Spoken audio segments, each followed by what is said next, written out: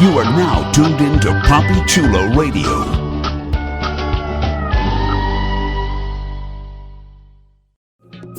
You are now tuned in to Papi Chulo Radio, your web portal for the best in pop culture news and interviews. Now clear your minds. It knows what scares you. It has from the very beginning.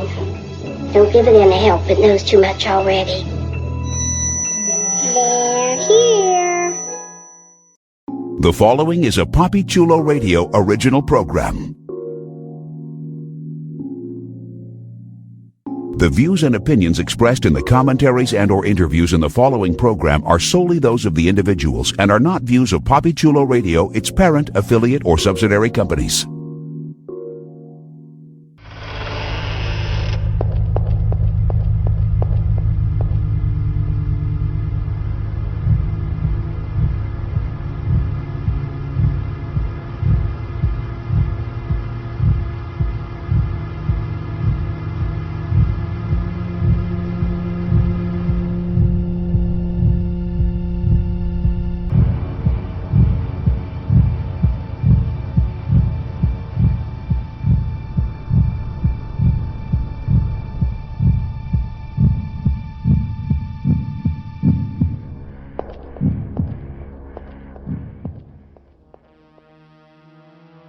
Welcome, foolish mortals, to Horror Hotel, a PapiChuloRadio.com and iTunes exclusive Papi Chulo Radio pop culture on demand. I am your host and hotel owner, Jeffrey Aruz.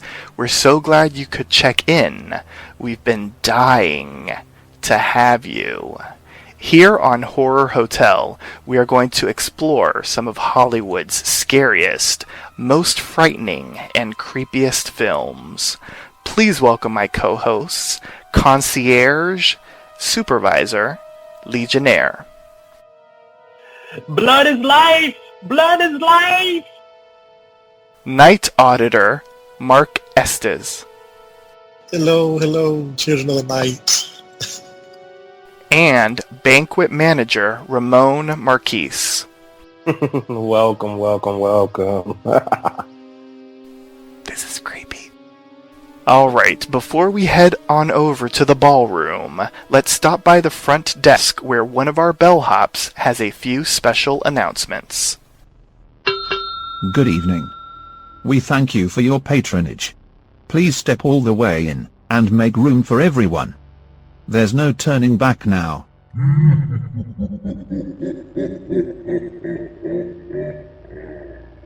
I didn't mean to frighten you prematurely.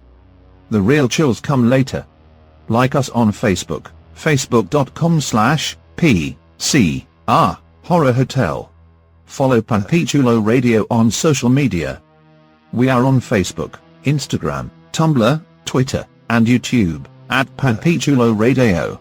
For more information on Horror Hotel, visit papichuloradio.com/Horror Hotel. Do you have any questions, suggestions, comments, or concerns?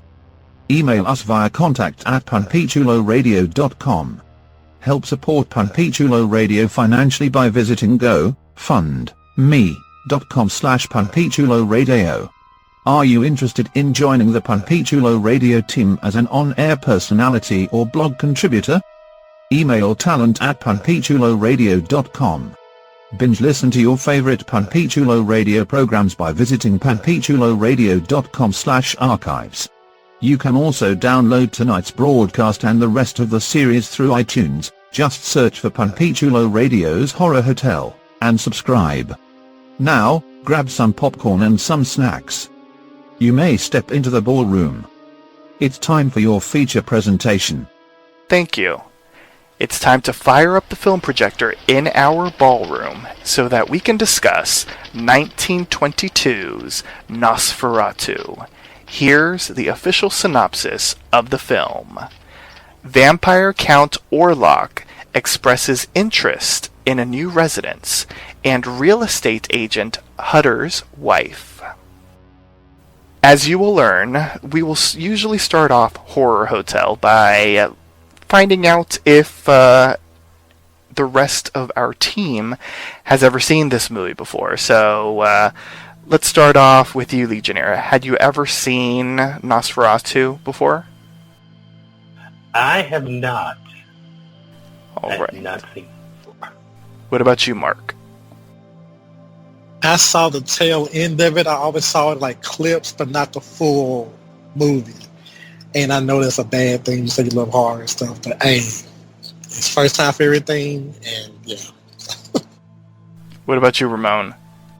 Nope, I never heard of it, never saw the movie, so I was quite intrigued to check it out. All right, and I had never seen it either. Much like what sort of been mentioned, I'd sort of seen clips all over the place about it. I think any type of documentary on like vampire films and that kind of stuff, like you usually see clips of Nosferatu, but I had never seen it, and this was the first time, and it was something, and we will be discussing it right now. So let's start off. So this movie was released in 1922, and it stars Max Schreck as Count Orlok slash Nosferatu. What did we think of Max Schreck as this character? Like, because I'm going to say I will give the movie props, because for it being 1922, they did a really good job with his makeup, because he looked creepy as fuck. Yes, absolutely. Oh, They son. definitely had to look down. And because I had, the when I first knew that we were viewing this, I had seen bits and pieces of Nosferatu the Vampire, which was, of course, made much, much later with Klaus Kinski. So it was really cool to see this movie. And like you said, for 1922, they had to look down for Max Schreck. Oh, yeah. Yeah, it was really interesting. And our co-star, I guess, would be Thomas Hutter, played by Gustav von Wangenheim. Which, I'm not gonna lie, like, based on the font of the text in the film for at least the beginning, I thought his name was Butter. But I was like, that doesn't make any sense. Listen, I thought it was Butter too. I'm like, what kind of name for a horror movie? Why is that his name? I was That threw me off. right? I'm like, Jesus. Yeah, I'm not- Like, how did you- I'm not gonna lie, I like paused it and I did the wiki and I was like, oh, it's Hutter, not Butter. Right. Thought it was a B. Yeah, the Hutter was interesting. Like, well, for those out there that are listening to this and you've never seen it, this is a silent film. And years later, they added in, like, music to it once the technology was available. So we saw the version that has music accompanying it. And, I mean, it was interesting to see from a historical sort of, like, reference point. But I felt a lot of, like, the introductory stuff, and maybe it's because it was a silent film and they need to express themselves more when they're acting, but I felt like we spent a lot of time with Hutter in the beginning, and it took forever to sort of get to the actual meat of the plot. Right. Yeah. I think for a while I was watching it, and like you said, it built up. The build-up was very slow, and I really wanted to get kind of to the meat and potatoes of what's going on and what was in store. But it did drag quite long, and I thought some parts could have been done without. But it's. I like how it all came together eventually in the end, but it definitely progressed a little slowly for me. Yeah, for me as well. I'm not a big silent film type person, and I got chewed out on Twitter one year when that movie that won the Oscar. I forgot what the name it was. The silent film that won the Oscar recently, and I was like, I just can't get into it. And so watching this and seeing the reactions from everybody, like the whole Hutter, like we went to the bar. He's like, bring me my food. I'm going to Count Orlok. And everybody's like, oh, hell no. You just got this facial expressions like, like, oh, Yeah. he's going to go there? Okay. And so, but yeah, it kind of drug a little bit. But once you get to over that mountain and get to the castle, I'm like, okay, we're here. But even still, it's kind of like, it's just them two playing off of each other. And it's just like, okay, when is something going to happen? But yeah. What about you, Legionnaire? What did you think of the pacing? I think that if there was more dialogue around what was going on with Hutter, Hutter rather, those scenes wouldn't have seemed so extended, so long. But yeah, it was like, let's just kind of move on and get on with what's happening. I mean, we kind of had an idea of what was coming, but yeah, it just took a little while to get there. Yeah, the pacing was all over the place because, like, the beginning was very slow. Once we got the actual castle, like, that was really interesting. But then they took this entire, like, segue of, like, okay, where is Hutter? You know, what's going on with Hutter? And all the stuff on the ship that I felt dragged immensely. And then finally, like at the end, there was like a bit more of a crescendo in which sort of like all of the dominoes like fell into place, or the pieces of the puzzle fell into place, and that became interesting again. So like the pacing was odd.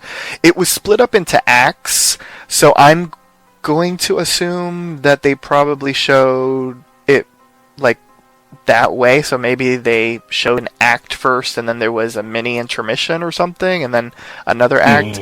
None of us were born in or living in 1922, so we don't know how they showed this, but that's the only thing that I can assume. If they had it split up in acts, that maybe there were breaks in between, and that sort of made it, I don't know, like made the viewing of it a little bit more palatable. Like as a sort of like a lump thing, it just, the pacing was all over the place.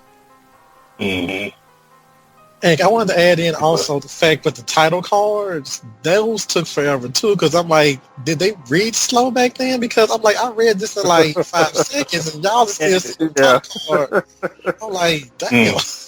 Yeah. That is true. Yeah. So, Nosferatu, this film, is an unauthorized adaptation of Bram Stoker's Dracula. So a lot of similar themes to Dracula are expressed in this film. Although, I mean, they have their own twist, because obviously none of the names are the same. There's no mention of Dracula. It's Count Orlok. It's Nosferatu. And it has its own mythology that I guess was stolen from Bram Stoker. But this film does have a Renfield character played by Knock. Or not played by Knock. The Renfield character is Knock. Yeah. What did we think of Knock? Because Knock was a fucking mess at the end. Bruh, I was sitting there saying to myself, when you first showed him at the beginning of the movie, I saw his teeth, and I'm like, I know their teeth, their hygiene wasn't that good back then, but I'm like, how the hell did you already? I'm like, his teeth are just jacked. I'm thinking like he has to already be enthralled by this dude, by Orlok. So I'm like, yeah, he was strange from gate, and I was just trying to figure out like how he even had a connection from far away, but that's really the hero there. I'm getting ahead of myself. Yeah, my big thing about him was as soon as I saw him, like, especially towards the end, I'm like, this fool is so extra. Like, he was just so, like, that's the first thing that came to my mind. Like, what? This is ridiculous. And I really found, I guess parts where I guess he was supposed to be serious or I guess dramatic or, suspenseful and stuff, I'm laughing because he was just so extra to me. Like, I couldn't even help but chuckle at some of the stuff he was doing. So, yeah, he was a trip for me. Yeah, he looked crazy from jump. And in the other films, you see this, this descent of the Renfield type character, but this guy, he looked out of his mind from the first scene to me. Yeah. So 2 follow-up questions about Knock, which was already kind of alluded to. Number 1, how did the descent happen into madness? Mm-hmm. And number 2, like, how were they communicating? Right, exactly. Another question, because I was like, yo, it's like there was a story, there was something missing there, where it was like, because he was like, Knock was the one who set the whole thing in motion. Like, yeah, this kind of all dude wants you to go over there and he was about his property. And how about the property right across the street from your house? You know, just like everything was like set up already. It was just like, did y'all know each other already? Right. Mm-hmm. Yeah, like, it's weird. Yeah, like, sometimes in the movie, they took their time sort of explaining stuff, but sometimes they just sort of bypassed all that and just, advanced the plot immensely without really explaining why certain things are happening. Because I did like the inclusion of that book that was explaining like what a vampire is and that whole thing. I thought that was like really neat and a great sort of motif to like repeat a couple times in the movie. I just wish that they would have explored, maybe like shown a page that explained like, oh, and he also has this sway. Nosferatu can control your mind or something like that. Right. Especially from afar, I've never seen him or anything like that. Like, he can pick one person and just he has a beacon or something like that. He can just reach out, and those who are of the grotesque in the town or something, they can pick up on it or something unique like that. Some kind of special power, something had to exist, yeah. Yeah. So, okay. So you are Hutter, and you're excited because you're a real estate agent, and you're going to be selling this property. So you go and meet the potential buyer. At one point, do you notice something's off? Is it when the townspeople react weirdly? Is it when they tell you, we're not driving over there? We're not taking our horse and buggy over there? Listen. Is it when you get there at... Is it when you get there at midnight? We ain't going to the castle. We gonna leave you right here on the road. Listen, and them people, when you tell me that you're not finna drive your little car or your little horse and buggy over there, that's a problem for me. I'm about to take my ass over there. So for me, that's where them red flags gonna go off. Maybe I don't need to sell this property to this fool. I might need to sell it to somebody else. Because something in the milk ain't clean. And my whole thing is the streets be talking. When they talk to me, I like to listen. I heard that, but I think it'd been me, like just like you said, I would have probably been like, "Oh, what's going on? Who is kind of like, now tell me who I'm going to this castle. Oh, I shouldn't go to the castle. Like, what's going on with the castle? But they've been saying like people turn up missing up there missing. Oh shit, let me call so. Back in the day, let me send a dove to knock and be like, oh, let me send a dove. Something, because I'm not going up that damn castle. And then if that didn't get you, when you get to the castle, and then the person who meets you just looks all the like crazy, trying to fuck around. Exactly. I mean, they just sat there saying you can walk over the damn bridge, you can walk your ass up that damn mountain, you can go up there your damn self, and the dude meets him up there like looking and there's smoke and it's like fog all over the place. Like, nah, bro. I'm good. I just want to get this commission today. Right. Give it to somebody else. Let my curl take it. Exactly. That's funny. So, do you leave once your host attacks you when you cut your finger? Oh, hell yeah. That's not even a second thought. I got to get the fuck out of Dodge. Because I'm not finna wait and see what else you finna do. No, I need to get up out of here. And did he attack him after he cut his finger? Like, he sat there, he rose back, and then he fell, and then the guy going Orlok step kept coming towards him. I think I'd have went into like a fight or flight mode. Roger from Night of the Demon just jump out the damn window and just pray that I land. Something. Land on a bush or something to break your fall. Exactly. Just, you have to bite my black ass. Right. That's too funny. So, one scene that really confused me, and I don't know if it confused either of you three, was the scene in which, okay, so the deal has been made. Well, no, let me rewind a second. When Orlok was like, "Ooh, your wife, she's got a lovely neck." Bruh, I died when he said that. Because, like, that's even, like, I would guess for, like, 1922, like, that's, you'd be called, like, you're fresh. Like, you don't say that to people. You're being inappropriate. You're being inappropriate. So there was that. But, okay, so he gets, attacked in the middle of the night.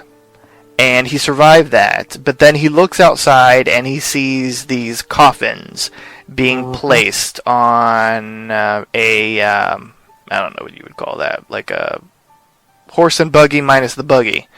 And then he sees someone go into one of the coffins.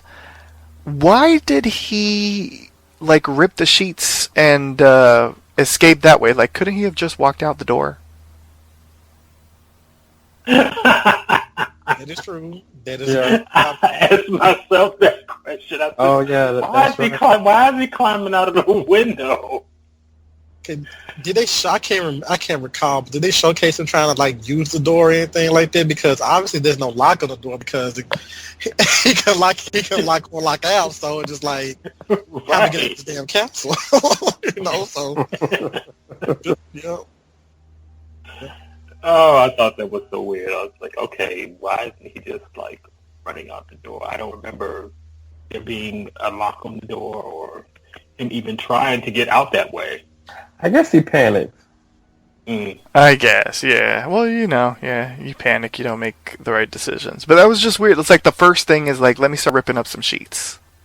Pretty much. Yeah, that was weird. So, we didn't see much of his journey back, which I thought that was kind of weird. Because they made it seem as if, like, he was in peril, which, unfortunately, we didn't really see. And, like, because his wife, Ellen, was very worried. And she had sort of, like, spidey sense with him because she sensed something was wrong. And then she received the letter that we saw him write. And she got very worried when he mentioned the mosquito bites, which I don't know. Like, I don't know how people wrote letters in 1922, but, like, hey, how are you doing? Like, I am having a lovely time, don't worry about me, but you know what? I do have these weird mosquito bites on my neck, and they're very close together. Like, that was just odd to me. Like, oh, what mosquitoes? You know, they're damn synchronized. You know what I'm saying? Exactly. You just gullible. But I guess it speaks to the crowd. You know, the people were just like involved with the fact that it's talking pictures. They probably weren't putting like, making sense of it all. Well, that is true too. There was far more suspension of disbelief in the 20s. Oh yeah. Yeah. Oh yeah. I agree. So let's talk about Ellen a little bit because we haven't really talked about Ellen. So we immediately start off the film and she's instantly throwing shade at her husband because he saw her with the flowers and so he was like, oh, okay, I'm going to get her some flowers. And then she's like, why did you kill them? That threw me off. I'm like, why? Yeah, when she said that, I thought something else was going to happen with the flower, not something like that. Yeah, that was weird. Ellen, though, did her research, which I liked. For it being 1922, she was a woman that, took things into her own hands, which I thought was pretty impressive, especially since it was 1922. Yeah, and even though he told her, like, yeah, don't read that book, and she was like, no, I have to read this book because you can't always read it quick. So. Yeah. No, I need to know what's going on. What do we think of Ellen as the, she's sort of the heroine, she's also the damsel in distress. What do we think of Ellen as a character? I like that she kind of, stepped up to read the book on her own and decided that she was going to set the trap. I thought that was interesting for a movie at that time. Yeah, actually, I noticed that she was always in black. I noticed that the other woman who was, I think, Hutter's friend's sister, Or the ship owner's wife, I think, maybe? Yeah, she was always in white, but I noticed that he was always in white and like light colors. I noticed Ellen was always in black, and I kind of picked it up as like this. It stuck out to me for some reason. I can't put my finger on why. I just noticed that she was always in black. I don't care what it was, and I mean, other damsels in distress, I would have like this virginal white on, or some type of light color and stuff like that. But she was like always in black, like, woe is me. I have a husband, I love him to death and everything like that, but I'm having all these strange feelings and stuff like that. She was like the quintessential goth from 1922 or something like that. I don't know. That's too funny. Wait, so you're saying all damsels in distress are from Virginia? No, I'm just country as hell. I'm going to say first. Okay, there you go. Even in 1922 films, we need a scapegoat. And apparently the Black Plague has arrived, and there's all these deaths, and, all these prick marks on people's necks and all this kind of stuff. And so, of course, you're going to blame the man that is allegedly crazy, Knock. Mm-hmm. Can we talk about Knock running through the town and getting hit in the head with a rock? It was like, okay, I was like, this is like a comedic interlude. Right, exactly. That might have been my favorite part, this fool running. We already know he's cuckoo from being, in the cuckoo place. Now your butt want to run through the streets. Can we also talk about how the villagers were chasing Knock and they accidentally mistook a scarecrow for Knock? Bruh, I was like, how did he not get dead from this scarecrow? Was like stiffly moving. And this fool that sat there climbed walls and roofs, and he done jumped off of ledges and stuff, and y'all thought he was this little... I was like, oh, come on now. Right. Damn. Oh, yeah, that was hilarious. That was too much. And so, Ellen, after being reunited with Hutter, because Hutter ends up returning, and she ends up reading the book that Hutter had. The Hutter was like, no, don't read it. She ends up figuring out, basically how to end this dark plague that has arrived because of Nosferatu. And a young maiden basically needs to sacrifice herself so that Nosferatu's reign of terror can end. And that's what ends up happening, because Nosferatu became sort of infatuated with Ellen from looking at her photo and her neck and all that kind of stuff. And so he creeps up the stairs, and they had a lot of really great usage of shadows in that final scene.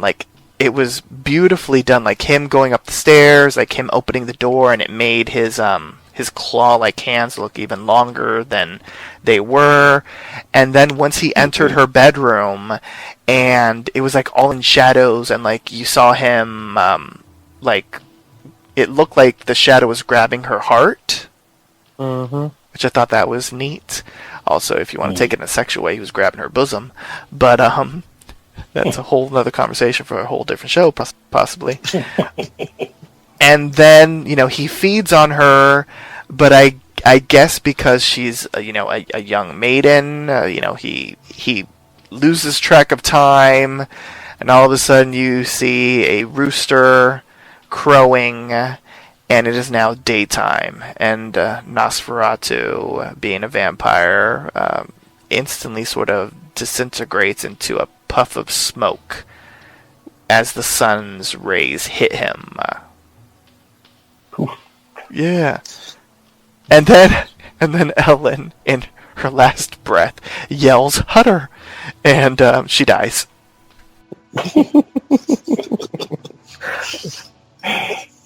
We're chuckling at her dying.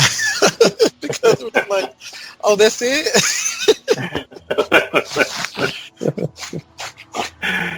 That's too funny. So, what do we think of, like, the ending, the climax of the film?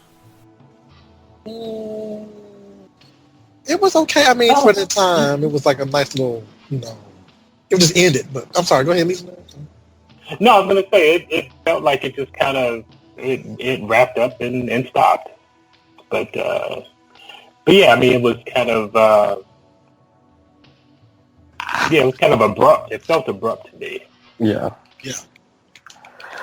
I think that was one part that they probably could have dragged out a little more, just the whole ending. And I think that would have made it a little better, because they definitely were like, wait a minute, that's it, we're done. Mm-hmm. Yeah, I agree with all of your points. What do we think of the sets? Because we discussed, in particular, sort of like the makeup and the, I guess, prosthetics that were used for Orlok. What do we think of the actual sets, the locations that they shot, and even the usage of animals in the film?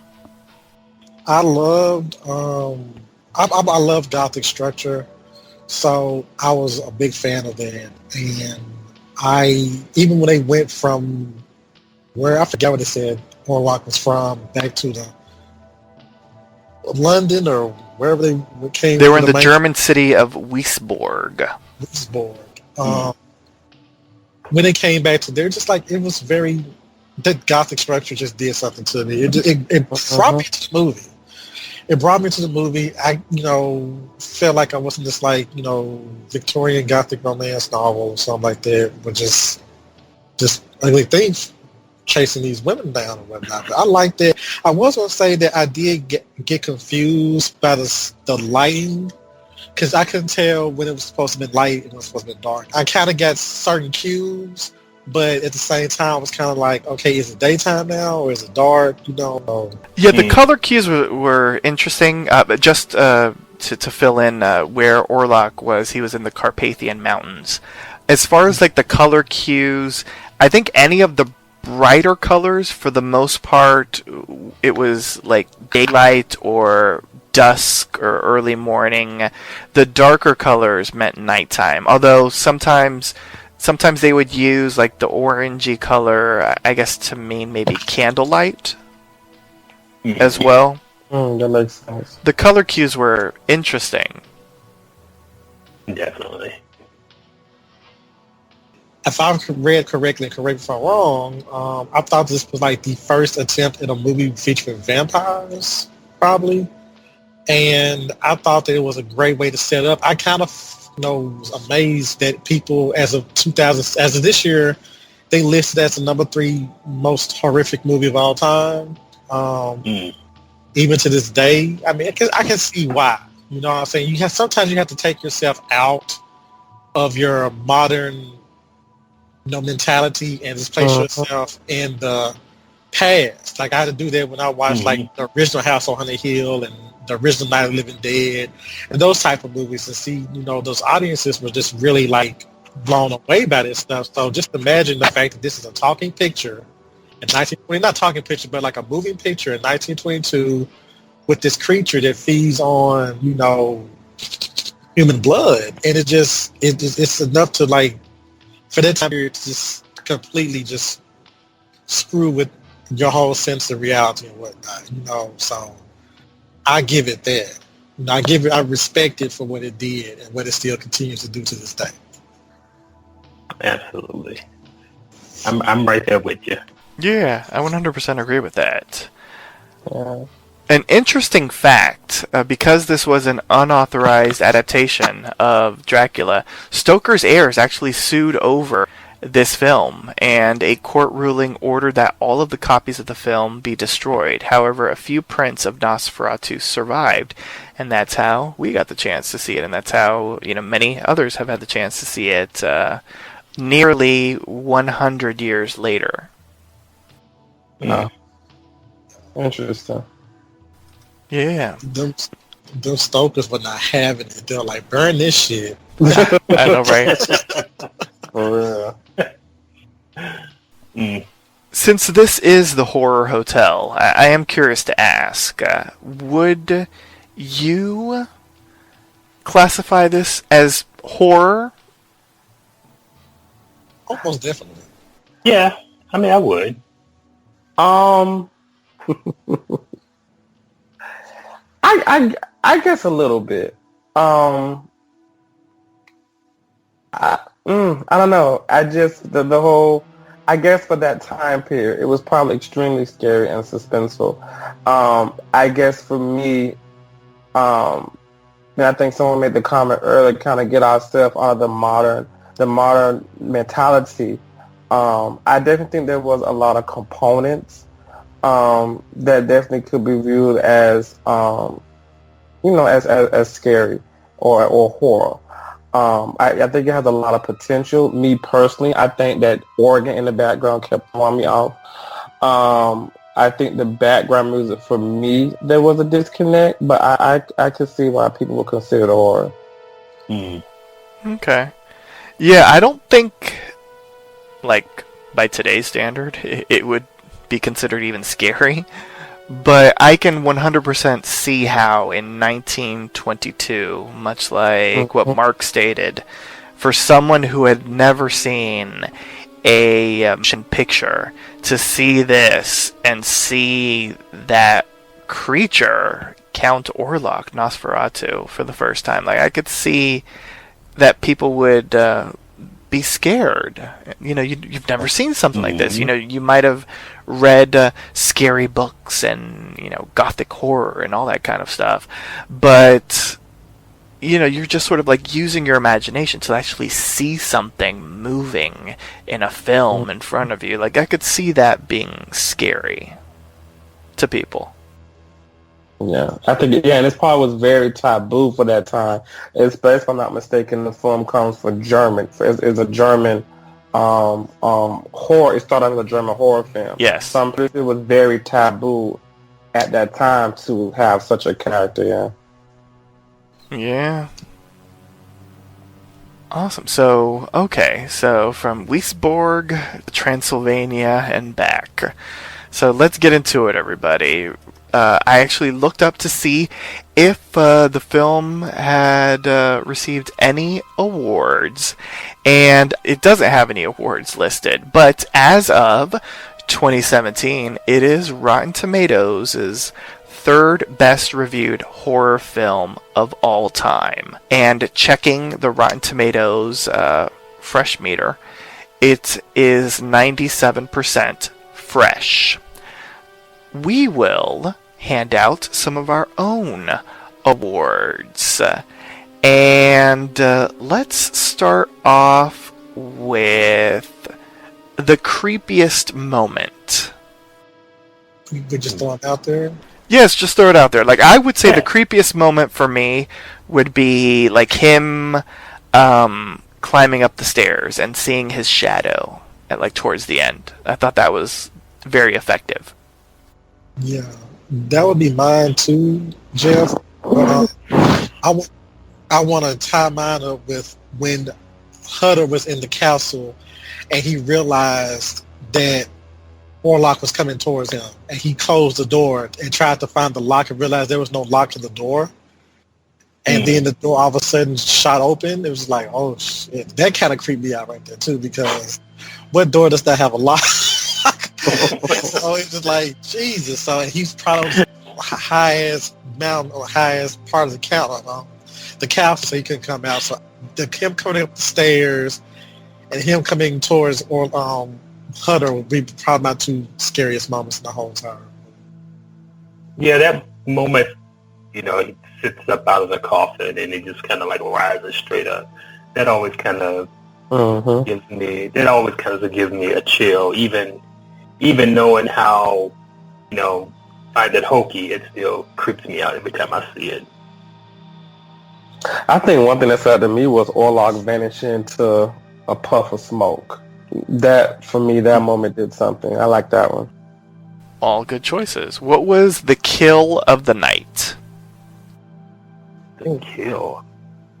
I would say Ellen. It was tragic because she sat there, finally got her husband back, and she was like, but this damn thing that came is killing my neighborhood, so I had to just sacrifice myself. So that was the kill for using it. Yeah, I'm about to say Ellen. I mean, just in the tragedy of it, more than anything else. Yeah. I agree. The one man who tried to prevent her husband tried to prevent her from even going down that road. And at the end of the day, her last breath was with regards to him. So I thought that was kind of a sad moment. Mm-hmm. What was the best usage of a cheesy special effect? That fool getting hit in the head with a rock. Oh my gosh. Well, that for me was the moment that made me gag. But Oh, that threw me off. Okay, go ahead. what threw me off was when the man was on the raft with all the coffins. I'm like, what? Right. That was weird. What was and then Hutter racing back on horseback while sailing across the ocean. Right. Yeah. Oh, Hutter. What was the "That's So Retro" moment? Oh, I don't know. I mean, the whole film to The me, whole movie. Retro throwback.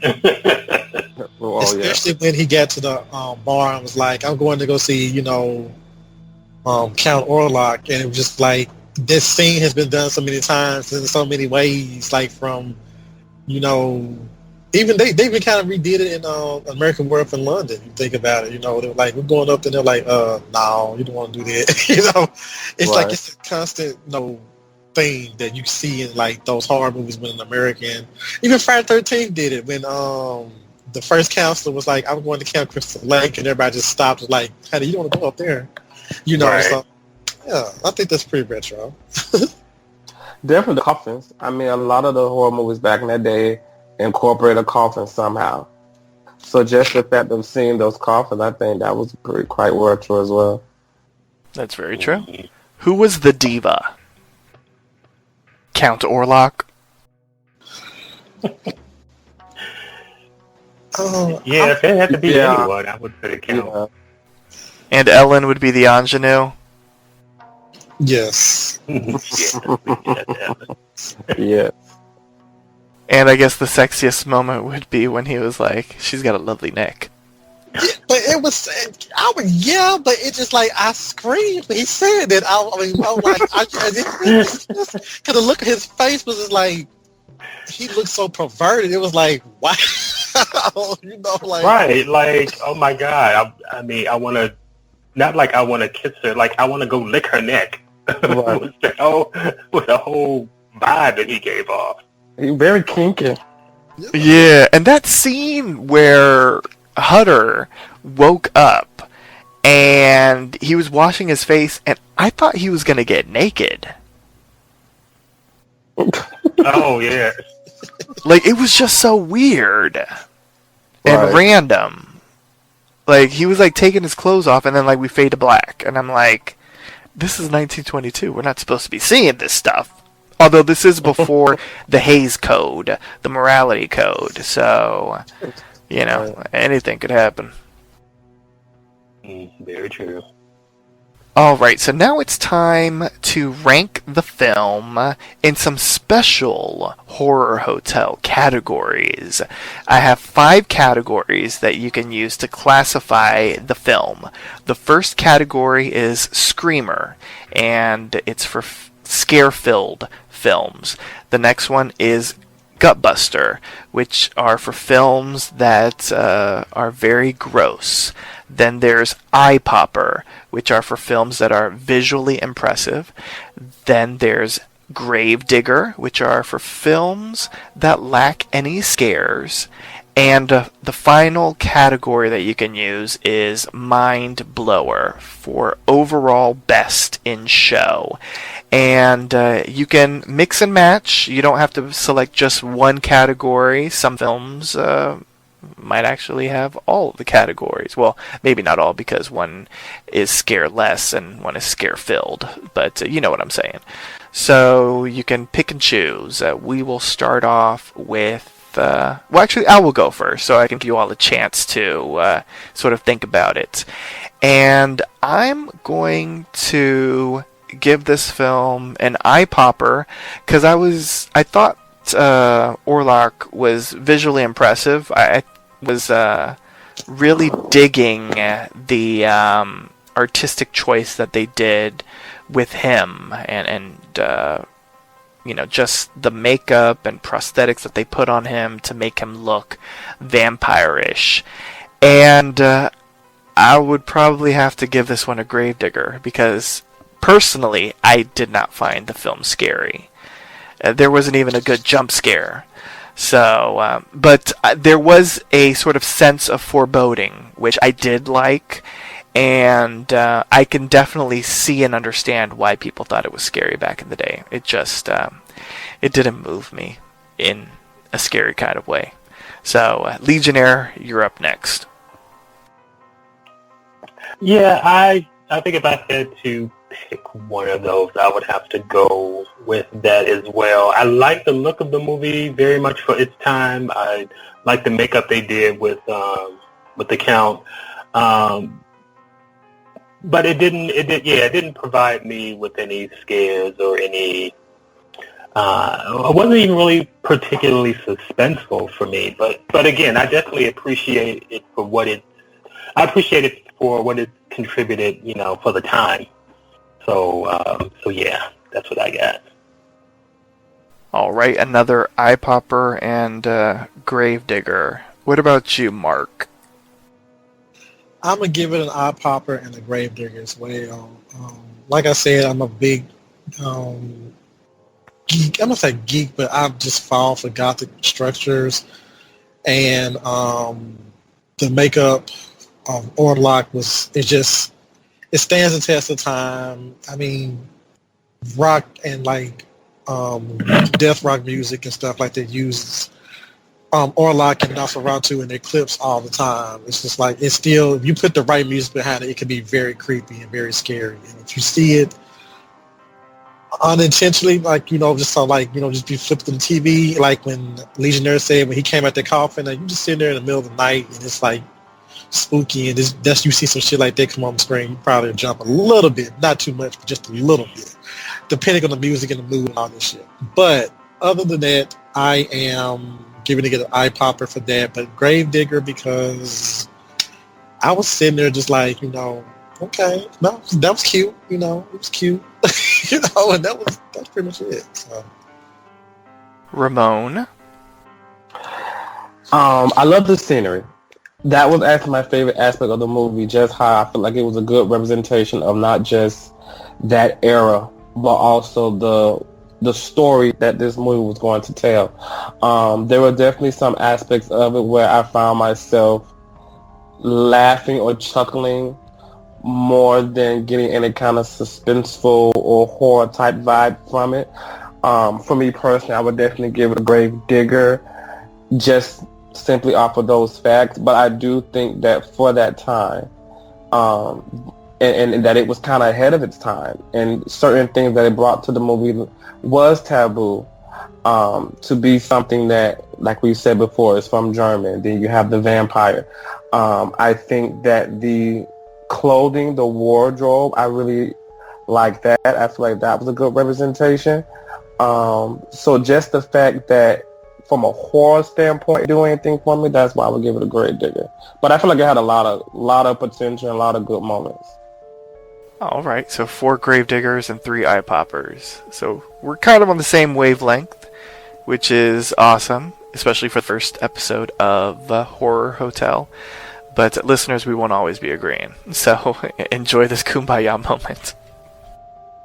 All right, my peoples, it's time to rate the film. On the scale of 1 to 10, 1 to 10 hotel room keys. The point system is allowed. So, of course, 10 being the highest, and 1 or 0, or negative, if you want to go in that direction, being the lowest. Legionnaire, how many hotel room keys will you give Nosferatu? From a place of loving nostalgia, I'm going to give this 6 room keys. Okay. We got a 6. Mark, what about you? How many hotel room keys will you give Nosferatu? I'm going to just give it out of respect to the horror genre as a whole. I'm going to give it 8. Oh. Because I feel like, again, I've seen these images so many times and so many different avenues, and just like they stuck with me. And since I was also a vampire lover, it's just like he's the granddaddy of all vampires. You tend to go back to Dracula, though, but you know your history. You know that Nosferatu came first. So it's just like Legionnaire said, it's a nostalgia type thing for me, and I have to give it an 8 room keys. All right, so 6, 8. Ramon, what about you? How many hotel room keys will you give Nosferatu? Uno, dos, tres. I'm going to give it 3 room keys. Oh, wow. Yeah. We got the Russian judge. I mean, just pretty much off of everything I said earlier, I would definitely give it a 3 room keys. Is there a reason why it's so low? Just because of the lack of scares and that kind of stuff for you? Just for me personally, it was the lack of scares. I think, for example, was not getting hit on the head with a rock. Well, that was my favorite part. That fool getting hit with a red rock. Everybody told his ass to go run. But I think with some of the transition between the scenes, it kind of threw me off. I'm like, wait, what's going on? And then how long it was drawn out. So in spite of the scenery, in spite of the moments for me, I think I just have too many disconnects. So that's why I give it a 3. Okay. So 6, 8, and 3 room keys. I'm going to go sort of down the middle-ish, not including Ramon's outlier, but outlier. I'm going to give it a 7, and most of it is for basically the legacy that this movie has. Honestly, this movie dragged, and it felt longer than it was, and the pacing was all over the place. There were some really great segments, though, like especially in Orlok's castle, and once he got to the village, like all that was really, really interesting. And the ending, especially leading up to it with the usage of the shadows and just Nosferatu's entire visual interpretation was really interesting as well. So but I mean, I can't give it, for me at least, any higher than a 7, just because the negatives drag it down immensely. But I completely understand why I feel that they're negatives, because I am in the year 2017, and we have movies that talk, that are a little bit more fast-paced. We have Technicolor, and all that kind of stuff, and high definition. So, unfortunately, you can tell the age of this film, but I have to give it lots of kudos and props for being one of the very first, if not the first, horror films ever released. So, props to that. So, on that note, please drag your bodies away from the ballroom and prepare to check out. Join us next time for a brand new installment of Horror Hotel. Once again, here's one of our bellhops with a few special announcements. Good evening. We thank you for your patronage. Like us on Facebook, facebook.com/PCR Horror Hotel. Follow Panpichulo Radio on social media. We are on Facebook, Instagram, Tumblr, Twitter, and YouTube at Panpichulo Radio. For more information on Horror Hotel, visit panpichuloradio.com/Horror Hotel. Do you have any questions, suggestions, comments, or concerns? Email us via contact@panpichuloradio.com. Help support Panpichulo Radio financially by visiting gofundme.com/panpichuloradio. Are you interested in joining the Panpichulo Radio team as an on-air personality or blog contributor? Email talent@panpichuloradio.com. Binge listen to your favorite Panpichulo Radio programs by visiting panpichuloradio.com/archives. You can also download tonight's broadcast and the rest of the series through iTunes. Just search for Panpichulo Radio's Horror Hotel, and subscribe. We hope you've brought your death certificate. Make final arrangements now. Thank you. My fellow Horror Hotel team, please wish our hotel guests and the listeners a good night. Good night. Good night, listeners. Beware that a shadow doth not burden your dreams with horrible fears. Good night, everyone. Take care. Thanks for tuning in. You may have checked into the Horror Hotel, but who says you're allowed to check out? Good night.